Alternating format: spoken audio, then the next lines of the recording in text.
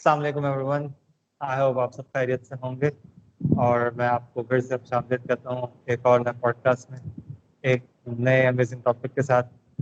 Guest हमारे पुराने हैं नवेद राजा साहब। अस्सलाम वालेकुम, कैसे हैं नवेद भाई? जी वालेकुम सलाम मुआज भाई, ठीक ठाक। Thank you very much for inviting me once again. Thank you so much, आपने ना दोबारा से आए और हमारे लिए टाइम निकाला। नवेद भाई, अपना थोड़ा सा तारुफ करा दीजिए and we just begin this. जी बिल्कुल। मैं आपकी ऑडियंस को बताना चाहूँगा कि मैं इंडस्ट्रियल रिलेशन, लेबर लॉज और ह्यूमन रिसोर्स से रिलेटेड फील्ड से कोई गुज़िश्ता तकरीबन 16 साल से एफिलिएटेड हूँ। और इसमें कंसल्टेंसी रोल और कई जगहों पे एम्प्लॉयमेंट भी कर चुका हूँ और एडवोकेसी का भी एक्सपीरियंस रहा है। तो ये मिक्स तरीके से मेरे ज़िंदगी के कोई 16-17 साल इस फील्ड में सीखते हुए गुजरे हैं। जी परफेक्ट, माशाल्लाह बेहतरीन हो गया। मुझे उम्मीद है आज के जो आपके एक्सपीरियंस की बेसिस के ऊपर जो अभी आज आप नॉलेज शेयर करेंगे उससे काफ़ी कुछ जो है वो लेबर की फील्ड से रिलेटेड प्रोफेशनल्स को और लोगों को बहुत कुछ सीखने को मिलेगा। Topic we have decided to talk about trade unions और will be covering the three basic thing. So we will start with the basics. नदई स्टार्ट विद के ट्रेड यूनियन का कॉन्सेप्ट होता क्या है? जी थैंक यू। इसमें देखें, हम आपने बड़ा अच्छा इसको आज के प्रोग्राम को डिज़ाइन किया कि ट्रेड यूनियन का कॉन्सेप्ट और देन उसके बाद उसके फंक्शंस की भी हम बात करेंगे। तो कॉन्सेप्ट देखें, इसके वर्ड से ही एक इम्प्रेशन क्रिएट होता है। जब हम वर्ड ट्रेड यूनियन यूज़ करते हैं तो उससे हमें ये मीनिंग या ये एक तस्वुर, एक खाका जन्म लेता है कि ये कम्बिनेशन है सॉर्ट ऑफ, जिसमें कुछ लोग जो हैं वो इकट्ठे होंगे और जब उसको ट्रेड ट्रेड से रिलेटेड किया जाता है तो दैट्स मीन ये एक स्पेसिफिक क्लास को इसके अंदर मेंशन कर दिया गया है। तो ट्रेड यूनियन दैट्स मीन के उसको ग्रुप ऑफ पर्सन जो, अगर हम अपने कॉरपोरेट या इंडस्ट्रियल सेक्टर या कमर्शियल सेक्टर के अंदर देखें तो फिर ये हम कह सकते हैं कि एम्प्लॉयज़ या एम्प्लॉयज़ के अंदर से भी वर्कर्स कैटेगरी के जो लोग हैं उनके हवाले से वर्ड ट्रेड यूनियन जो है वो यूज़ होता है। उसके बाद इसके कॉन्सेप्ट के अंदर एक तस्वुर उभरता है रिप्रेजेंटेशन का। यानी ये कम्बिनेशन होगा, किसी की रिप्रेजेंटेशन होगी, ये एक ग्रुप है या एक certain number of person people है और उसके अंदर से उनकी रिप्रेजेंटेशन होगी। तो ये भी एक ट्रेड यूनियन के कॉन्सेप्ट के अंदर ये चीज़ हमें नज़र आती है। उसके बाद ट्रेड यूनियन का जब वर्ड यूज़ करते हैं, इस वर्ड के अंदर ही हमें एक मानी प्रोग्रेस का नज़र आता है कि किसी अच्छाई की तरफ, किसी बेहतरी की तरफ जाने के लिए जो है ये ट्रेड यूनियन जो है ये फॉर्म की जाती हैं और वो अपना काम कर रही होती हैं। उसके बाद वर्ड यूनियन से यूनिटी निकलता है और यूनिटी मीन के सब लोग आपस में यूनाइटेड होंगे और मिल के किसी कॉज के लिए काम कर रहे होंगे। कॉज डेफिनेटली पॉजिटिव है ट्रेड यूनियन के कॉन्सेप्ट के अंदर। और उसके बाद वेलफेयर का एस्पेक्ट इसके अंदर अमर्ज होता है कि जब लोग अपनी किसी एक क्लास में रहते हुए इकट्ठे हुए हैं और उसके बाद उन्होंने अपनी रिप्रेजेंटेशन भी इलेक्ट कर ली है और देन पर्पस जो है वो वेलफेयर का होगा। तो ये ट्रेड यूनियन जो है ये कोई वेलफेयर का इदारा टाइप चीज़ हमारे जहन में इसका तस्वर उजागर होता है। और उसके बाद ये तमाम इसकी जो कंसेप्चुअल एलिमेंट्स को देखते हैं तो फिर एक बड़ा ही इम्पोर्टेंट एलिमेंट इसके अंदर से उभरता है, वो डिसिप्लिन का है। जब हम रिप्रेजेंटेशन की बात करते हैं दैट्स मीन वहाँ पे कुछ नॉर्म्स हैं, डिसिप्लिन है और उन डिसिप्लिन नॉर्म्स को फॉलो करते हुए कुछ रिप्रेजेंटेटिव जो हैं उनको सिलेक्ट या इलेक्ट कर लिया गया है डिफरेंट बॉडीज़ में, डिफरेंट डेजिग्नेशंस पे। तो ताकि वो इन जो एक क्लास है उन लोगों को वो प्रॉपर जो भी उनके फोरम्स रेलिवेंट बनते हैं वहाँ पे रिप्रेजेंट कर सकें। तो ट्रेड यूनियन के कॉन्सेप्ट को मैं इस तरीके से देखता हूँ। ठीक ठीक ठीक। तो इसके ऑब्जेक्टिव्स भी डेफिनेटली फिर कहीं ना कहीं डिफाइन होते होंगे बेस्ड ऑन द कॉन्सेप्ट्स। अगर उसके एक कॉन्सेप्ट के अंदर ही है ना वो इतनी 4-5 चीजें निकल रही हैं, तो कहीं ना कहीं इसके ऑब्जेक्टिव्स भी कुछ ना कुछ इससे मिलते जुलते होंगे। जी बिल्कुल, मैं इसके ऑब्जेक्टिव्स को थोड़ा कोरिलेट करूंगा with ILO, with constitution of Pakistan, और ठीक है। देन हमारे जो नेशनल लेवल पे लेजिस्लेशन है उसके साथ लिंक करके इस चीज़ को एक्सप्लेन करने की कोशिश करूंगा। सबसे पहले हम आईएलओ को देखते हैं। पाकिस्तान ने आईएलओ के 36 कन्वेंशंस को रेटिफाई किया। आईएलओ होपफुली सारी ऑडियंस जानती होगी। ILO stands for International Labour Organization, United Nation की एक सब ऑर्गेनाइजेशन है। और पाकिस्तान उसका ना सिर्फ मेंबर है बल्कि एक्टिव मेंबर है। और करंटली हमारी जो वर्कर रिप्रेजेंटेटिव हैं पाकिस्तान से, they are member of governing body. तो इस हवाले से बड़ा पाकिस्तान का एक्टिव उसके अंदर रोल है। तो उसमें आईएलओ कन्वेंशन नंबर 87, 98, ये ह्यूमन राइट्स की बात कर रहे हैं, फ्रीडम ऑफ एसोसिएशन की बात कर रहे हैं। तो पाकिस्तान ने इसको रेटिफाई किया है, और इसको, इस रेटिफिकेशन को सिर्फ एक फॉर्मल रेटिफिकेशन नहीं रहने दिया, इसको ट्रूली ट्रांसलेट किया। और इसकी एविडेंस हमें हमारे कॉन्स्टिट्यूशन में मिलती है। कॉन्स्टिट्यूशन का आर्टिकल 17 है जो बात कर रहा है फ्रीडम ऑफ एसोसिएशन की। मैं उसकी रेलिवेंट सब क्लॉज 1 जो स्पेसिफिक टू ट्रेड यूनियन है उसको रीड करना चाहूंगा यहाँ पे। Every citizen shall have right to form associations or unions subject to any reasonable restrictions imposed by law in interest of sovereignty or integrity of Pakistan, public order और morality। यानी ये constitution बुनियादी तौर पे तमाम सिटीजन्स को allow कर रहा है कि आप कोई एसोसिएशंस बना लें, यूनियन फॉर्म कर लें। और उसके बाद वो कहता है कि रीजनेबल रिस्ट्रिक्शंस होंगी इन interest of sovereignty, integrity of Pakistan, public order and morality. तो ये एक झेली कानून के ताबे रहते हुए ट्रेड यूनियंस जो हैं वो फॉर्म की जा सकती हैं। अब वो आईएलओ, देन कॉन्स्टिट्यूशन, और उसके बाद झेली कानून कौन सा बनता है, that is industrial Relation act 2012। ये फेडरल लेवल पे है। 18th अमेंडमेंट मशहूर मरूफ है, उसका भी यहाँ पे तफसीली तस्करे की आई थिंक जरूरत नहीं है। 18th अमेंडमेंट के बाद सूबों ने अपनी कानून साजी कर ली हुई है। Sindh Industrial Relation Act exist कर रहा है, Punjab Industrial Relation Act exist कर रहा है, इसी तरीके से केपी और बलूचिस्तान में भी एग्जिस्ट कर रहा है। हम मेनली अभी बात कर लेते हैं इंडस्ट्रियल रिलेशन एक्ट 2012 की। क्योंकि प्रोविंसेस में तकरीबन पंजाब, केपी और बलूचिस्तान में तो सेम ही है। सिंध में कुछ माइनर चेंजेस के साथ, लेकिन corresponding क्लॉजेज जो हैं अगर देखी जाएं तो ऑलमोस्ट सेम मीनिंग हमें मिल जाते हैं। तो सही। ये इन कवानीन की सूरत हाल है।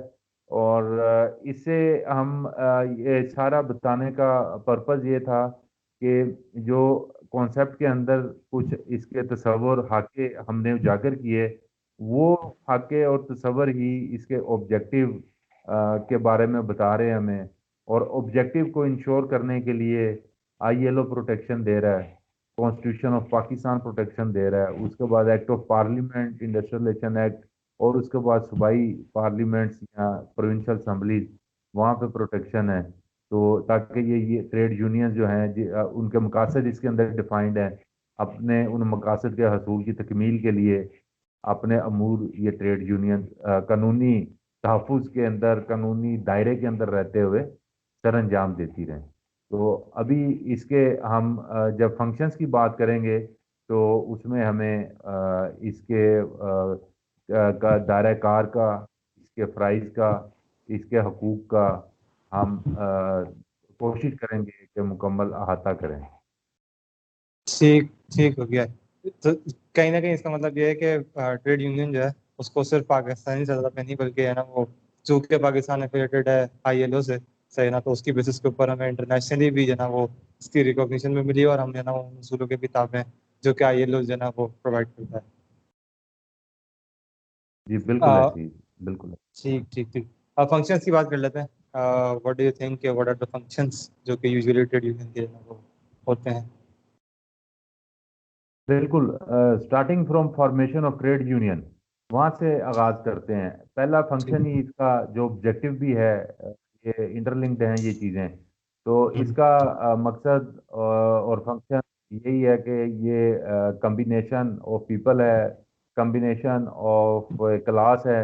और वो अपनी जब ट्रेड यूनियन की फॉर्मेशन के लिए जाते हैं, उसको रजिस्ट्रेशन करवाते हैं, तो उस वक्त एक बॉडी इलेक्ट हो चुकी होती है। उस बॉडी के अंदर से नॉमिनेटेड लोगों को ऑथोराइज किया जाता है कि they are authorise to approach और विजिट रजिस्ट्रार ट्रेड यूनियन। और वहाँ से ये अपनी रिस्पेक्टिव रजिस्ट्रार ट्रेड यूनियन से अपनी रजिस्ट्रेशन लेके आए। जब यूनियन रजिस्टर्ड हो जाती है, तो अगर किसी ऐसे इदारे में यूनियन रजिस्टर्ड हुई है जहाँ पे सिर्फ ये एक ही यूनियन है, तो उसके बाद वो अपने कानून के तहत जो बताए गए अमूर सर अंजाम दे सकती है। लेकिन अगर ट्रेड यूनियन किसी ऐसे ऐसे इदारे में रजिस्टर्ड हुई है जहाँ पे एक से ज़्यादा ट्रेड यूनियंस हैं, तो वहाँ पे एक कलेक्टिव बार्गेनिंग एजेंट का इलेक्शन किया जाता है। उसको रेफरेंडम बोलते हैं। तो ठीक। कलेक्टिव बार्गेनिंग एजेंट डिटरमिन करना, रजिस्ट्रार ट्रेड यूनियन उस पर तमाम प्रोसीडिंग इनिशिएट करता है on application of trade union, any of trade union. एक से ज्यादा में से कोई भी एप्लीकेशन देता है, तो रजिस्ट्रार ट्रेड यूनियन जो है उस पर रेफरेंडम की प्रोसीडिंग स्टार्ट कर देता है।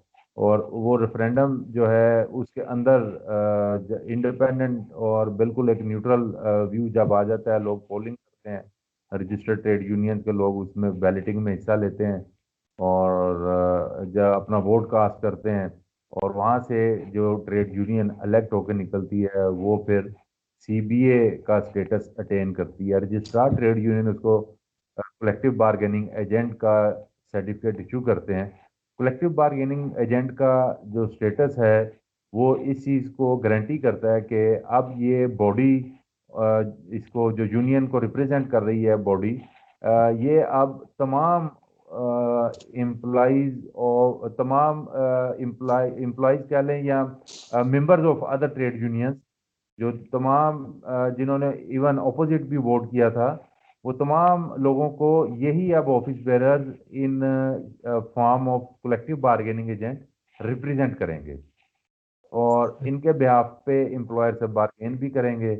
और तमाम जो इंडस्ट्रियल रिलेशन एक्ट 2012 के अंदर और इसी तरह तमाम प्रोविंशियल लॉज जो यूनियन को डील करते हैं, बताए गए फंक्शंस को वो सर अंजाम देंगे। तो उसमें अब इनके फंक्शंस में हम मेनली देखते हैं कि जब ये एक कलेक्टिव बार्गेनिंग एजेंट या सीबीए की नॉमिनेशन हो जाती है, एम्प्लॉयर रजिस्ट्रार की तरफ से उसको सर्टिफिकेट हासिल हो जाता है, तो वो विद इन ऑर्गेनाइजेशन लॉ में प्रोवाइडेड डिफरेंट फोरम्स में अपने रिप्रेजेंटेटिव को नॉमिनेट करती है। मैं कुछ फोरम्स यहाँ पे जिक्र करना चाहूँगा। For example, worker management council एक फोरम होता है जिसमें वर्कर रिप्रेजेंटेटिव होते हैं और एम्प्लॉयर के रिप्रेजेंटेटिव होते हैं, ताकि ये day to day routine affairs को वहाँ पे उनकी हैंडलिंग की जाए, इश्यूज को एड्रेस किया जाए। तो सीबीए ठीक। Is authorise to nominate any employ, any member, जो उसका मेंबर है उस इंडस्ट्री के अंदर जो काम कर रहा है उसको as a member of worker management council nominate कर दे। उसके बाद एक और इंस्टीट्यूशन है within organisation, that is called shop steward. तो again CBI is authorise, CBI उसमें नॉमिनेट करती है शॉप स्टीवर्ड्स को। शॉप स्टीवर्ड के कॉन्सेप्ट को मैं यहाँ थोड़ा क्लियर करना चाहूँगा कि शॉप स्टीवर्ड से मुराद, फॉर एग्जांपल हम किसी टेक्सटाइल यूनिट में हैं, तो वहाँ पे डिफरेंट डिपार्टमेंट्स होते हैं। उसमें हमें फॉर एग्जांपल एक कटिंग डिपार्टमेंट होगा, एक स्टिचिंग डिपार्टमेंट होगा, एक पैकेजिंग डिपार्टमेंट होगा। तो ये डिफरेंट डिपार्टमेंट्स हैं या डिफरेंट फ्लोर्स पे ये डिपार्टमेंट्स एग्जिस्ट करते हैं। तो वहाँ पे जो एक रिप्रेजेंटेटिव नॉमिनेट किया जाएगा उसको शॉप स्टीवर्ड कहते हैं। उसका ऑब्जेक्टिव ये होता है कि वो वहीं पे उस फ्लोर पे रहते हुए, उस डिपार्टमेंट में रहते हुए तमाम लोगों के इश्यूज पे नज़र रखें, और जो लोग उसको अप्रोच करें उनके इश्यूज को वहीं अगर उस डिपार्टमेंट फ्लोर पे अवेलेबल मैनेजमेंट से रिलेटेड है वहाँ डिस्कस करे और उनको एड्रेस करवा दे। और अगर उस फ्लोर और वहाँ की मैनेजमेंट से डिपार्टमेंट से ऊपर के मामलात हैं तो डिपार्टमेंटल हायरार्की को भी वो चैनलाइज करते हुए उसको यूज कर सकता है। और शॉप स्टीवर्ड अगर चाहे तो through collective bargaining agent CBA को उन इश्यूज पे ऑन बोर्ड करके तो वो भी टॉप मैनेजमेंट के साथ उस इदारे की जो सीनियर मैनेजमेंट है वहाँ तक ले जा सकता है। तो सीबीए की अथॉरिटी वर्कर मैनेजमेंट काउंसिल में नॉमिनेशन की, शॉप स्टीवर्ड की अपॉइंटमेंट्स की, और उसके बाद अभी हम देखते हैं कि डिफरेंट लॉज जो हैं वहाँ पे भी कुछ बॉडीज बनती हैं, वहाँ पे भी सीबीए के पास ही राइट है तो वो नॉमिनेशन करे। फॉर एग्जांपल 2010 में एंटी सेक्सुअल हरासमेंट लॉ एक लेजिस्लेशन हुई थी। अपेरेंटली तो उसका नाम था कि protection against harassment for women at work place. तो उसके अंदर इसको अथोराइज किया गया कि जो एक स्टैंडिंग इंक्वायरी कमेटी होगी जहाँ जहाँ सीबीए एग्जिस्ट करती है वो भी उसके अंदर नॉमिनेट करेगी अपने रिप्रेजेंटेटिव को। उसके बाद सीबीए के फंक्शंस को मजीद अगर देखें तो इंडस्ट्रियल रिलेशन एक्ट 2012 के अंदर ही एक चेक ऑफ सिस्टम दिया गया। चेक ऑफ सिस्टम का मतलब ये है कि कलेक्शन ऑफ डोनेशन या सब्सक्रिप्शन जो यूनियन के मेंबर होते हैं जब वो मेंबरशिप लेते हैं तो वो अपनी एक कॉन्सेंट भी दे देते हैं। हर इंडिविजुअल ने वो कॉन्सेंट देनी होती है कि जी हम इतना कंट्रीब्यूशन जो है वो पे करना चाहते हैं। और समटाइम बल्कि मोस्टली यूनियन के कॉन्स्टिट्यूशन के अंदर ही डिफाइंड होता है कि जी 20 रुपीज़, 50 रुपीज़ या 100 रुपीज़ जितना भी होगा। तो वो फंड जो है वो एम्प्लॉयर को नॉमिनेट एम्प्लॉयर को इंटीमेट कर दिया जाता है कि ये डिडक्शंस की जाएं। और मंथ एंड पे यूनियन ने जो बैंक अकाउंट मेंटेन किया है, बैंक अकाउंट मेंटेन करने का भी जो लॉ के अंदर रिक्वायरमेंट है वो दे दी गई है कि नेशनल बैंक के अंदर, ये इंडस्ट्रियल रिलेशन एक्ट की बात मैं 2012 वाले की कर रहा हूँ, कि नेशनल बैंक की किसी ब्रांच के अंदर उसको प्रेफरेबली अकाउंट को मेंटेन किया जाएगा। तो वहाँ पे जो एम्प्लॉयर है डिडक्टेड सब्सक्रिप्शन या उसका कंट्रीब्यूशन, उसका चेक जो है वहाँ या अमाउंट ट्रांसफर वहाँ पे कर देगा। और उस अकाउंट को वो सीबीए के इलेक्टेड रिप्रेजेंटेटिव ही मेंटेन कर रहे होते हैं, उसके एक्सपेंसेस वगैरह वो चीज़ें उसको वो लोग ही लुक आफ्टर कर रहे होते हैं। उसके बाद सीबीए जो है इसी की ड्यूटी है कि जब अब ये 2 साल के लिए मोस्टली सीबीए इलेक्ट होती है। और जब ये इसका टेन्योर कंप्लीट होने वाला होता है तो सीबीए की ही ड्यूटी है कि ये नए इलेक्शन का एहतमाम करे। इलेक्शन कमीशन को अपॉइंट किया जाता है अमंग द वर्कर्स। कुछ लोगों को, किसी को चेयरमैन और कुछ इलेक्शन बोर्ड के मेंबर होते हैं ताकि एक ड्यू डेट पे इलेक्शन कंडक्ट हो जाए। और उसके बाद अगर वही लोग री इलेक्ट हो रहे हैं तो वो दोबारा ऑफिस का चार्ज संभाल लें। अदरवाइज पीसफुली ये transition of CBA from one trade union to other trade union होती है तो वो ट्रांजिशन जो है वो भी पीसफुली हो जाए। उसके बाद सीबीए की अगर हम बात करते हैं कि इसके फंक्शंस में जो मज़ीद चीज़ें आती हैं वो ये हैं कि सीबीए ने इलेक्शन भी करवा लिया और उसके बाद सीबीए के एनुअल अकाउंट जो हैं वो ऑडिट करवाने होते हैं।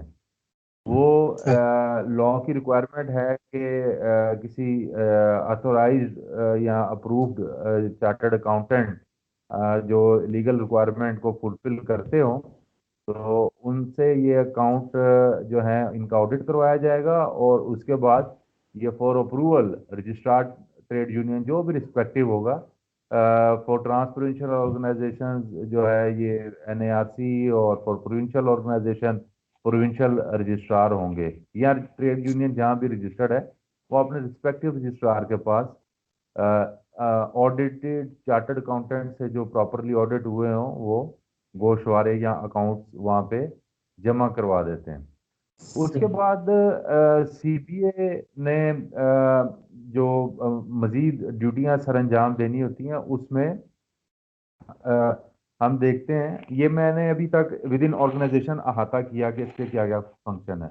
अब थोड़ा ठीक। सा ऑर्गेनाइजेशन से बियॉन्ड सीबीए के कुछ फंक्शंस हैं जिसमें मैं जिक्र करने से पहले यहाँ पे ऑडियंस को ये भी बताना चाहूँगा कि सीबीए का रोल सिर्फ विद इन ऑर्गेनाइजेशन नहीं रह जाता। सीबीए में डेफिनेटली जो दूसरे लोगों को लोग रिप्रेजेंट कर रहे होते हैं वो बाशऊर होते हैं। उनको दीगर मुआशरती मामलात का बखूबी इल्म होता है और बड़ी सूझबूझ के मालिक होते हैं। उनको तस्वर किया जाता है कि ऐसे ही लोग इलेक्ट होके आएंगे। उसमें मैं जिक्र करना चाहूँगा कि हमारे फाउंडर ऑफ पाकिस्तान बानी कायदे आजम मोहम्मद अली जिन्ना साहब 1925 में he was president all India postal service, जो एक सरकारी महकमा डाक होता है, उसके कायदे आजम 1925 में प्रेसिडेंट थे। और इसी तरह गांधी भी अपने वक्त में ट्रेड यूनियंस को रिप्रेजेंट करते रहे, उसकी निगोशिएशंस में भी शामिल रहे। तो ये इस लेवल पे जो है ये लोग सर्विसेज देते रहे और इससे आप एक आइडिया कर सकते हैं कि ये कितनी जिम्मेदाराना पोजीशनें होती हैं। उसके बाद इसमें मैं ये भी ऐड करना चाहूँगा कि जब ऑर्गेनाइजेशन से बाहर हम देखते हैं तो डिफरेंट लॉज हैं, वहाँ भी डिफरेंट कमिटीज बनी होती हैं, डिफरेंट गवर्निंग बॉडीज हैं, बोर्ड ऑफ ट्रस्टीज हैं। मेनली जिसके अंदर सोशल सिक्योरिटी का डिपार्टमेंट है, जिसके अंदर ईओबीआई का महकमा है, पेमेंट ऑफ वेजेस का एक वेज बोर्ड होता है। उसके बाद बॉन्डेड लेबर के हवाले से एक लॉ एग्जिस्ट करता है उसको कि बॉन्डेड लेबर को ख़त्म करना है, उसमें भी एक बोर्ड कॉन्स्टिट्यूट किया जाता है। तो इस तरह काफ़ी कवानीन है जिसके अंदर जो सीबीए रिप्रेजेंटेशन या वर्कर की नुमाइंदगी का कोटा वहाँ पे होता है। सही। और इसमें अब एक और ऑर्गेनाइजेशन या क्वेश्चन ये राइज होता है कि ऑर्गेनाइजेशन तो बहुत ज्यादा हैं, तो क्या सारे वहाँ पे अपनी नुमाइंदगी दे देंगे? तो ऐसा नहीं है। यहाँ पे लॉ ने ही एक मैकेनिज्म प्रोवाइड कर दिया है। वो मैकेनिज्म ये कहता है कि ट्रेड यूनियन जो हैं वो फेडरेशन के साथ एफिलिएट हो जाती हैं या एक से ज़्यादा ट्रेड यूनियन मिलके भी अपनी नई फेडरेशन बना सकती हैं। और वो फेडरेशन भी जब आपस में उनका फेडरेशन मल्टीप्लाई होती जाती हैं, तो जब ये टॉप में तीन चार पांच मेन फेडरेशन ही बचती हैं तो उनके माबैन भी इलेक्शन और हम कह सकते हैं एक रेफरेंडम भी हो जाता है नेशनल लेवल पे। तो जो उसमें विनर होता है वो बेसिकली पाकिस्तान लेवल पे वर्कर्स को रिप्रेजेंट कर रहा होता है। तो वो ही ऑर्गेनाइजेशन जो है जो एक बॉडी फेडरेशन इलेक्ट हम्म। होती है, वो नॉमिनेशन भेजती है for representation ILO, social security, EOBI और जितने भी मैंने पहले जिक्र किए उन कवानीन के अंदर जो गवर्निंग बॉडीज हैं, बोर्ड ऑफ ट्रस्टीज हैं, उसके अंदर वो नुमाइंदगी करती हैं। तो एक ये सही। ट्रेड यूनियन का मुल्की मामलात, एक ब्रॉडर कैनवस में वेलफेयर के मामलात, उसके ऊपर भी एक बड़ा अहम रोल होता है। और उसके लिए अगर कोई ग्रूमिंग या उस तरह के मामलात हैं तो वो चाहिए ऑर्गेनाइजेशन को विद इन फेडरेशन जो है इनको चाहिए कि एक एक साइकिल अपना लर्निंग साइकिल एक्टिवेट करके तो पॉजिटिव वे में ये इस लर्निंग वाले सिलसिले को चला कर रखें। एक चीज अभी जो हम मिस करके की अभी तक हमने वो मिस भी इसलिए हुई क्योंकि वो यहाँ पे अभी एक ट्रेडिशन बन चुका हुआ है। हम्म। चार्टर ऑफ डिमांड एक बड़ा कॉमन हम वर्ड सुनते हैं, हम्म। उसको अ, उसकी स्पिरिट शायद कुछ डिफरेंट थी। उसमें अगर उस क्लॉज को देखें तो वहां पे लिखा हुआ है कि जी CBA can raise dispute any time और employer can also raise dispute any time. Dispute से मुराद ये होता है कि वो जहाँ पे प्रॉब्लम देख रहे हैं वो एक दूसरे से बातचीत शुरू कर दें। तो उस जिस मामले पे प्रॉब्लम देख रहे हैं उस मामले पे बातचीत करें और उस मामले को मैक्सिमम 2 इयर्स के लिए सेटल कर लें और उस कंडीशन को 2 साल के बाद दोबारा रिव्यू कर लें। वो आपके वर्किंग आवर से रिलेटेड हो सकती है, आपकी कंटीन से रिलेटेड हो सकती है, आपकी वर्क इन्वायरमेंट से रिलेटेड हो सकती है। लेकिन अभी जो एक कॉमन प्रैक्टिस बन गई है वो ये बन गई है, जिसने मेरी जाती राय में, इन अदर वर्ड्स, बाकी कॉजेज को नुकसान पहुंचाया है। ये जो चार्टर ऑफ डिमांड अखज की गई है एक टर्म, इसको लिंक कर दिया गया है विद इंक्रीज इन सैलरी। बिल्कुल। तो हर 2 साल के बाद तनख्वाह की बढ़ोतरी की डिमांड मेनली होती है, बाकी तो साथ ऐसे ही छोटी मोटी चीजें उसके साथ अटक जाती हैं। तो वो होता गया कि एम्प्लॉयर ने भी डेफिनेटली एक बिजनेस प्रॉफिट अर्निंग के लिए एक ऑर्गेनाइजेशन सेटअप लगाया होता है मेनली। अगर हम ये प्राइवेट सेक्टर में और फैमिली टू फैमिली जो ट्रांसफर होता हुआ बिजनेस आ रहा है उसके अंदर भी देखें, तो वहाँ वो प्राइम ऑब्जेक्टिव जो है वो प्रॉफिट अर्निंग है, और वो कुछ ना कुछ फिर सैलरी के नाम पे दे देते हैं, जिससे एग्रीमेंट हो जाता है, और वो 2 साल के लिए उसके अंदर लिख दिया जाता है कि कोई मजीद डिमांड रेज नहीं की जाएगी। उसका नुकसान ये होता है कि safety, other welfare measures, day to day issues, उनके ऊपर भी अगर प्रैक्टिकली देखा जाए तो खुद ही वो कदगन आयद कर दी जाती है कि इन पे बात नहीं होगी, क्योंकि उसमें लिखा जाता है अमूमन, मैंने काफ़ी एग्रीमेंट्स देखे हैं डिफरेंट ऑर्गेनाइजेशन के, तो वहाँ लिखा जाता है कोई ऐसी बात नहीं की जाएगी जिसका फाइनेंशियल इम्पैक्ट हो। तो मुझे नहीं पता कि वो कौन सी बात है जो जिसका फाइनेंशियल इम्पैक्ट नहीं होगा। कोई भी माइनर से माइनर एक्शन जहाँ पे रिक्वायर्ड है उसका फाइनेंशियल इम्पैक्ट होता है। और जब अपनी सैलरी में चंद 100 रुपए की इंक्रीज की खातिर 2 साल के लिए जिंदगियां और दूसरे ज़रूरी अहम काम, जिंदगियां मैं बात कर रहा हूँ सेफ्टी हेल्थ के पॉइंट ऑफ व्यू से, अहम काम मैं बात कर रहा हूँ इन एम्प्लॉय इंगेजमेंट के हवाले से, एम्प्लॉय मोटिवेशन के हवाले से, वो 2 साल के लिए सरेंडर कर दिए जाते हैं। तो ये भी एक मिस इंटरप्रिटेशन टाइप चीज़ है।